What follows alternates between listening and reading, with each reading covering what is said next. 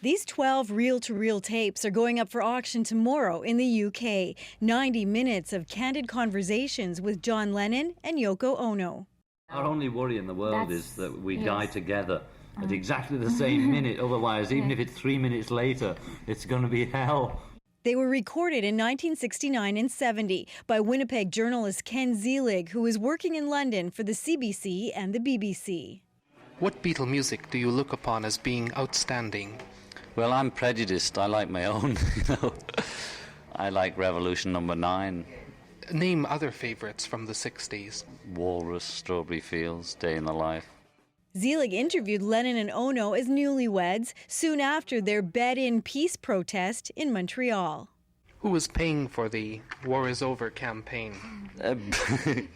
Bag Productions, and that's John and Yoko. Zielig died in Winnipeg in 1990 and left his children trunks filled with his work. But it wasn't until the pandemic lockdowns that one of his daughters found the recordings. This incredible archive, this treasure trove of interviews was just gathering dust. His son Leo says what struck him most was a discussion about Lennon's recently released wedding album. I want to interject a bit of a personal note here, because my wife and I listened to the record together, sitting in opposite chairs, and midway we looked at each other, and she came over to me and we hugged each other while we were listening to it. That's beautiful. Which really happened, I must say. That's fantastic, beautiful. And that's what it's about, great, you know. Yes. That's all it. musical beats, all the beats in the music, is the extension of your heartbeat.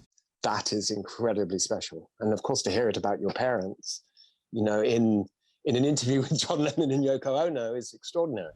The cache of tapes is expected to sell for as much as $53,000. The auctioneer told us of another great moment. He talks about his hair as well and how long his hair is in 1969, and people are calling him out for it. He says in 1984 they'll probably be wearing hair like I've got, and I'll be bald at that point. So he makes a few nice quirky comments as well. Ken Zielig's family hopes to digitize some of the other interviews he's done with legends like Audrey Hepburn and Alfred Hitchcock. Imagine hearing some of those voices from the past. Karen Pauls, CBC News, Winnipeg.